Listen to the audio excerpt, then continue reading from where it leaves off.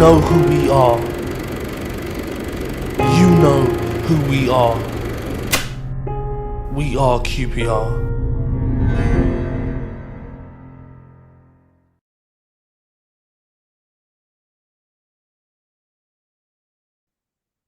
After an impressive end to the previous season, hopes were high in West London of a push for promotion under manager Gordon Jago.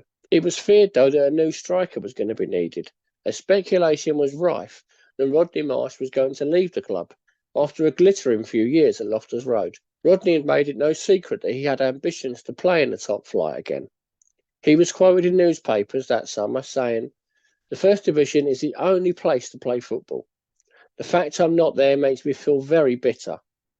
Rangers say they brought me as a cast-off, but let's face it, I'm not worth a good deal more than what they paid for me." Jago responded in the press saying, "I've got great respect for Rodney. I think he's a great player, but I don't want an unhappy player, and if he remained unhappy, I would do my utmost to find him another club. The board have put a price on him, and they have said that if it is met, then he can go." One of the clubs interested in him was Manchester City, and manager Joe Mercer had an offer of £140,000 turned down by QPR as we held out for £200,000. Now, Marsh and Gregory got on well, and Rodney tells the story of his desire to leave QPR and how Gregory ensured that he stayed, for now at least. At that point, I had a conversation with Jim Gregory, and I said, Jim, you know, I've been here now for, I think it's my fourth year, so I've been here 4 years now, we've been up and down, I said, if we don't get promoted this year, you know, I've got to look at myself, my own career, that maybe I should try and get to a bigger club. And he said, Jim said, well, you know, you're number 10 and blah, blah, blah, fans like, blah, blah, blah. So he said, what I'll do, he said, oh, Jim, I said, some of the top players in the First Division, they're making like £200 or £300 a week. He said, Rod, he said, I can't do that. He said, I won't break the wage structure for the other players for you. He said, this is what you're going to earn. And I said, Jim, I said, yeah. And he went, no. He said, but I'll tell you what I will do. He said, I will sell you £500 worth of stock in Blue Star garages. So I thought, because he owned Blue Star garages, right? So I said, so to keep me happy, I have to buy your stock. So he said, yeah, he said, but Rod, he said, you got to understand, he said, this is going to go through the roof. He said, Blue Star garages stock is going to take off. It's going to be massive. I said, I'll tell you what, Jim, I said, I love the club. I love playing with the boys. I'll take the £80 a week. It's a 2-year contract. I said, I don't want the shares. You know, he said, well, no, I said, no, I don't want them. Okay. So I carried on playing. So Rodney was staying for now. And on the pitch, we opened the season with a home game against Sheffield Wednesday. Marsh started the game in a strong side with youngsters Martin Busby and Jerry Francis, alongside the experienced head of Terry Venables in midfield. Rodney Marsh put the speculation behind him, scoring twice, including one from the penalty spot, whilst a goal from Jerry Francis got us off to a flyer with a 3-0 win. Marsh was on the score sheet again at Middlesbrough in our first away game of the season, but he was on the losing side as Borough ran out 3-2 winners. It was then back to Loftus Road for a London derby against Millwall. With Francis now to take it again. Gillard again to take it, taking the short one from him. Now he's got Posse to contend with. Puts it across there, and Marsh! Rodney Marsh hammered that one in. Almost on half-time, when it looked suspiciously as though the ball might even have gone out, but it was hooked back by Gillard, and Marsh made no mistake.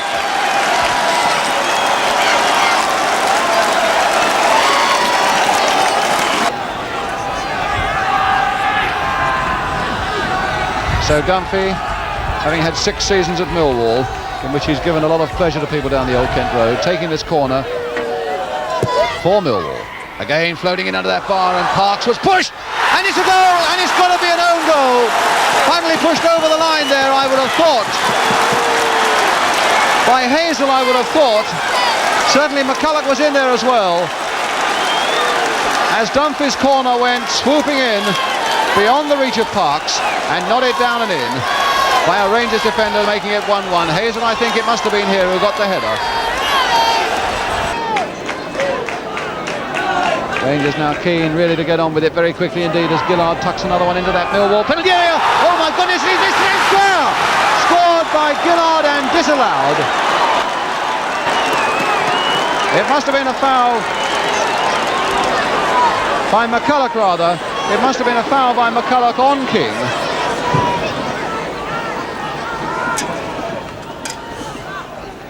Dunphy, Bridges. And there goes the final whistle, and it's a 1-1 draw. Rodney Marsh having scored just before half-time to put Queen's Park Rangers ahead, and then what we can only assume was the own goal by Tony Hazel early in the second half to put Millwall level. And so the final score of this London derby game here at Loftus Road is Queen's Park Rangers 1, Millwall 1. A draw against Millwall then, before another London derby, this time at Fulham. Rangers ran out comfortable 3-0 winners in this one, thanks to goals from Frank Soule, Andy McCulloch and an own goal. After a draw at Swindon, it was time for the League Cup and a 2-0 win against Birmingham City.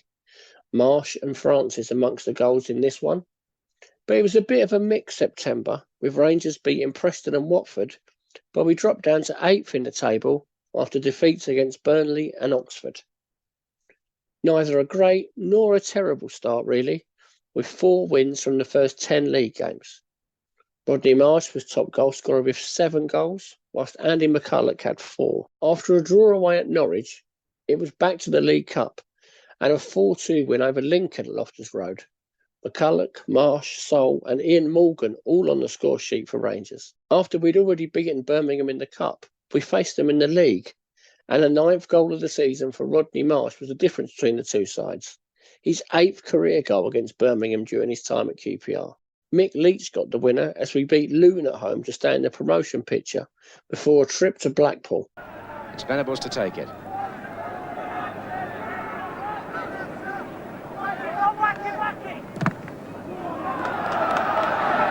Burns. Suddick. Going on his own. Burns again. And that's it. 1-0. Leonard the scorer. Busby. This is Leach. McCulloch. Marsh. Yes. 1 each. Right on half-time. The goals continued for Marsh in the Cup against Bristol Rovers, but it was not enough to see QPR win as we drew 1-1 and ended up losing the replay 1-0, so our League Cup hopes were over for another season. It was at this point that Rangers strengthened the team by bringing in striker John O'Rourke from Coventry for £70,000 to try and add a few more goals to the team. He was a player Rangers had tried to sign before, back in 1968, but he ended up at Ipswich, and his goals helped them win promotion to the top flight along with QPR that season. We ended October with a draw against Portsmouth, leaving us 6th in the table. Rodney Marsh, top goal scorer with 11 goals in just 18 starts. Marsh's start to the season had been really impressive, and he spoke to manager Gordon Jago about his frustration of wanting to play for England, but not being able to due to playing in the second division. Speaking in his autobiography, Gordon Jago looked to help his star man out. He said, "I told Rodney that firstly, Alf Ramsey, the England manager, would select him if he was good enough, no matter which division he played in. And secondly, we were going to win promotion, and he would go to the first division with QPR. It wasn't enough to appease him. He persisted with requests to leave. So I told him that I will contact Alf and ask him if he would select Marsh for England. And I did just that. Alf told me confidentially, and only for Marsh, that he had to be more of a team player and not just a good individual forward. I told Alf that we used Marsh as a forward with no defensive duties, but that he could defend if needed, hoping this would assist Rodney. I invited Alf to attend one of our matches to watch him play. Alf accepted the invitation and he came to a match, and Rodney must have impressed because Alf selected him for the England squad to face Switzerland at Wembley in November. He was the first QPR player to be selected for England in 60 years. He came on in the last 10 minutes in a 1-1 draw. I told Rodney now he had his first international cap, together we would go to the First Division. I hoped that as well as proving he could play for England and be in the Second Division, I'd proved I was as good as my word, and that now would be recognised during the following few months. That England call-up certainly gave Marsh a boost, and the team went on to a strong run to try and make that promotion dream a reality. A first QPR goal for John O'Rourke helped us to a 3-0 win over Bristol City, and he was on the score sheet again a week later, this time against Hull City, as Ian Morgan got the winner with what turned out to be the final of his 28 goals for QPR. We then won 3 games in a row.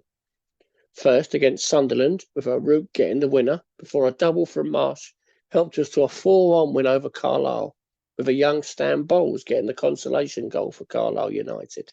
And it was another double from Rodney Marsh, this time against Swindon in a 3-0 win, as we closed in on promotion, finishing the calendar year in 3rd place. Newly capped England international Rodney Marsh was top goal scorer with an impressive 17 goals, with Andy McCulloch having 5 goals and new signing John O'Rourke with 4.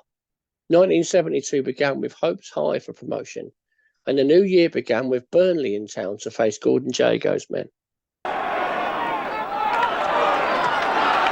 Clement, James coming back to cover. That's on for Leach, goalkeeper off his line, he's going to make it!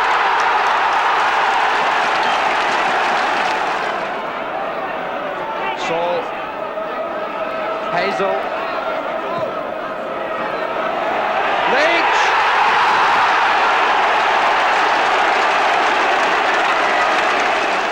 Clements, nobody there.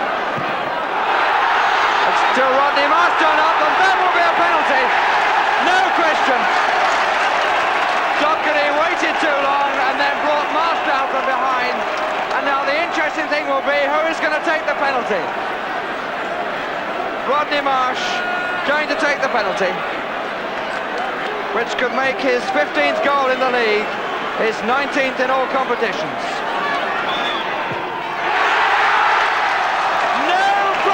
That win put Rangers just a point behind second place Millwall, before we had to travel across London and face them, with a chance to go into the automatic promotion places. A crowd of just over 24,000 were at the Den for a hard-fought match, which ended goalless, and the promotion race was still in the balance. Millwall made it 2 draws in a row with a 1-1 draw at Sheffield Wednesday, which gave Rangers a chance to move into the top 2 with a home game against Oxford United. Rodney Marsh was in great form as he scored twice, whilst further goals from Frank Soule and Mick Leach earned Rangers a 4-2 win and a place in the automatic promotion places.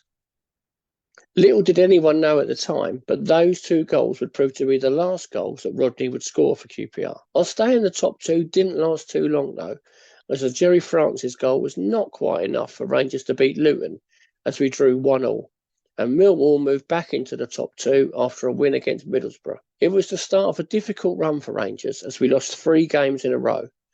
First up a 1-0 defeat at home to Blackpool, before another 1-0 defeat, this time away at Portsmouth, and then a 2-0 defeat at Bristol City, which dropped us down to 6th in the table, a massive 6 points off the promotion places. Now, part of the reason for that drop in form was the off-field speculation on Rodney Marsh. Manager Gordon Jago had hoped that Rodney getting his first England cap would ensure his star striker remained at the club, but Manchester City's interest had intensified, with Joe Mercer making several bids for Marsh. Jago was desperate to keep his man, but as the transfer deadline approached, it became clear that was not going to be easy. And Jago blamed the drop in form during February on the speculation, questioning Marsh's commitment, an accusation that Marsh himself has always denied. There was speculation that Manchester City manager Joe Mercer wasn't a big fan of Rodney Marsh, but he was being persuaded to sign him thanks to his assistant Malcolm Allison. When Malcolm took over as manager during that season, it became obvious that the first priority was to sign our star striker. Speaking in his autobiography, Jago said, "Just 3 days before the transfer deadline, I received a phone call from Malcolm Allison, who said, 'Look, you're out of the promotion race now. Sell me Rodney.' I very seldom swear, but this time I told him exactly what I thought of him, in the best swear words, and I put the phone back down on the receiver. Following my telephone conversation with Alison, 2 hours later I received a call from Manchester, saying it was in the Manchester Evening News that Alison was flying to London, coming not by train, not by car, but by plane. His mission, sign Rodney. I was furious. I barely got off the phone to the newspapers when a few moments later Alison called again to request a meeting with the Man City chairman and Jim Gregory for Tuesday in London. I called Jim and we agreed that there wasn't much we could do now. We met with the Man City chairman and other club director and Malcolm Allison at the Europa Hotel at 10 a.m. the following morning, and the meeting lasted about 10 minutes. 5 minutes for Jim to tell them that the price was £200,000. That's a bit much, they said. It's £200,000 and I have to leave in 5 minutes. We went and waited in another room, and Jim had made it clear that he would leave. After 4 minutes, they knocked on our door, and a deal was then negotiated in about 10 more minutes. They agreed terms with the payment to come in instalments, and it was an interesting meeting with them. I was told to arrange a meeting with Malcolm Allison at Loftus Road so that they could agree terms. I knew there would be media waiting, so I told Allison to come in round the back way on South Africa Road, when I went right through the front. And I was right. There was press everywhere. No comment was my response. Rodney came to the ground and I informed him a deal was done and they were awaiting Allison's arrival. When he arrived, negotiations took about 5 minutes. I just felt so let down by these events. The transfer went through and we had a handsome reward for Rodney. Money in the bank as opposed to our star striker on the pitch. As ever though, there are two sides to the story, and after 6 incredible years at the club, the chance to play for a team on course to win the First Division title was a bit of a no-brainer for Rodney, although it was absolutely heartbreaking for the QPR fans. And after the end of my contract, he said, "Okay, Rodney," he said, "I promise you, you'll be allowed to go." He said, "Manchester City have come in with £200,000, which was a record for Manchester City. It was a record, obviously a record for Queen's Park Rangers, and he thought that he was doing me a favour, right? He said, "Do you want to go?" And I said, "Well, I've been here 7 years now, Jim, and I think it might be time to move on for my family and this, and I want to play in the highest level." And he said, "Okay, son." He said, "Come and sign the agreement in my office tomorrow." And I went down to his office, and I'll never ever, this brings a lump to my throat, I promise you this. I signed the document, and it was like, this much money for your leaving, you get the loyalty clause and the thing and all that. And he shook my hand, and we had a cup of tea, and he went, he said, "Son," he said, "well played, you've been great for Queen's Park Rangers." And he put an envelope on the table. And I opened it up, and it was a Blue Star Garage shares worth £7,000. He bought the shares in my name, kept them, and gave me the £7,000. So, and when people talk about Jim Gregory, you should remember stuff like that. I joined Manchester City. I signed all the documents with Jim Gregory, got my £7,000 cheque, got on the train at Euston to go up to Manchester, and I'm staying at the Piccadilly Hotel. And at 10 o'clock the night before, the next day, I'm going to go into Man City to sign all the contracts and everything. That night, I went down to reception, I got on the phone, and I was crying. And I called Jim, and I said, "Jim, I think I've made a terrible mistake." I said, "I don't want to go. I want to stay at QPR." He said, "Son," and I was crying. Tears were streaming down my face, hand on my heart. He said, "Son, you've made your decision, stick with it." And that was it. So Rodney Marsh departed to join Manchester City in the hope of winning more silverware. But it turned out that League Cup in 1967 for QPR would be the only major trophy of his career, as City blew the league title in 1972, Brian Clough's Derby County winning the league that year. His time at QPR had been spectacular. From his home debut against Millwall, the fans instantly fell in love with him. He won 2 promotions at QPR to get us to the top flight, and of course he scored that brilliant goal to help us win the League Cup in 1967. His record remains incredible. 134 goals in 242 appearances. He scored 8 hat-tricks and scored twice on 20 occasions. His 44 goals in the 1966-67 season remains the most goals ever scored by a QPR player in a single season, whilst the 21 League Cup goals makes him our top goal scorer in the League Cup. He scored 64 goals in Division 2, or as we know it today, the Championship, which is more than any other QPR player at that level. Clive Allen is the only player to get anywhere near that, with 52 goals in the second tier of English football. Rodney created goals, he scored goals, and more importantly, he entertained the crowd with his skills and showmanship. The legacy of the number 10 shirt and what it means to QPR fans started with Rodney Marsh, and his contribution to turn QPR from a third division side to one that would spend the next 34 years in the top 2 divisions should never be underestimated. There was still all to play for, though, in the race for promotion, even without our star man. Our first game after Marsh's departure was away at third place Birmingham City, where we drew 0-0, making it 5 games without a win. Hope was not too high now, but Rangers were not giving up, as Dave Clement got us back to winning ways against Middlesbrough before a trip to Preston. Neil Young might well fancy trying to bend one there. He's got enough to aim at, I'd have thought. And he does. And it's in! That's Harbuck.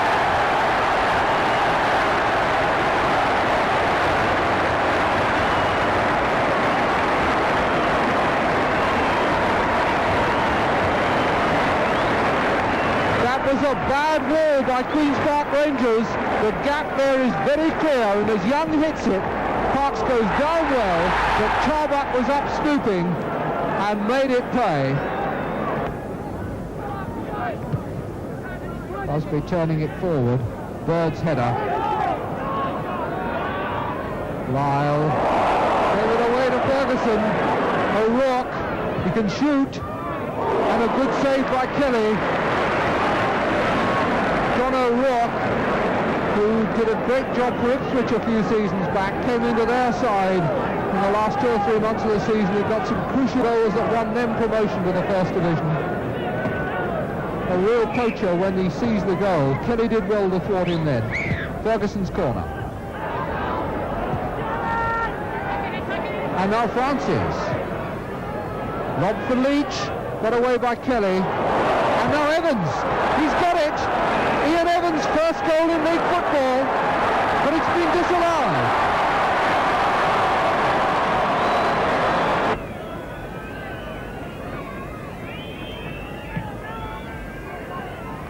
Francis.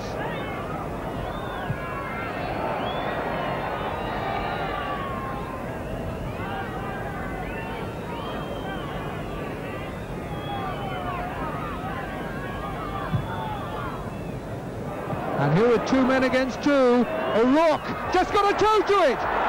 It's the equaliser. 1 minute into injury time.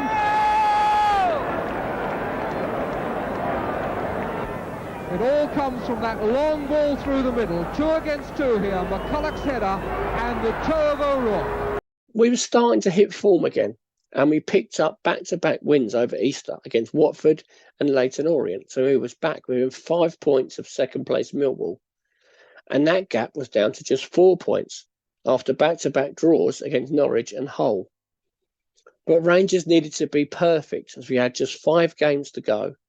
And we got off to a good start, really, with a 2-0 win over Charlton. Jerry Francis' 4th goal of the season, and a 7th for Mick Leach earned us a win to move us just 2 points behind second place. Martin Busby got the winner away at Sunderland as we kept the pressure on. But Millwall's win at Hull kept them clear of Rangers before we faced 3 home games to finish the season off.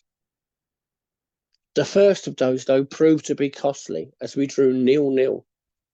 Millwall lost 2-0 at Burnley that day and dropped out of the top 2 for the first time since January as Birmingham City moved above them. And we were still 2 points off promotion, needing both Birmingham and Millwall to drop some points, which they sadly didn't, as Birmingham won 2 tough away games and sealed promotion. We did finish the season off with 2 wins, both 3-0 against Carlisle United and Cardiff City. The Carlisle win was a significant one, as in the Carlisle team that night at Loftus Road was a young Stan Bowles, who left a huge impression on Gordon Jago, Jim Gregory and the QPR fans. And it wouldn't be long before he made the move to West London. Rangers finished the season in 4th place then on 54 points, just 2 points of automatic promotion. Those drop points in February proved to be very costly for Rangers. Phil Parkes, Dave Clement and Tony Hazel all made 48 appearances for us that season. Rodney Marsh was top goal scorer with 20 goals, whilst John O'Rourke got 9, with Mick Leach on 8 for the season. It had been a good season really under Gordon Jago. Frustrating to miss out on promotion, but there was a lot to build on, plus some money to spend after the sale of Rodney Marsh. So although we hadn't achieved our dream of promotion that season, there was still hope that better times were to come and Rangers could get back to the top flight. I hope you enjoyed this video. If you did, give us a like and subscribe to the channel.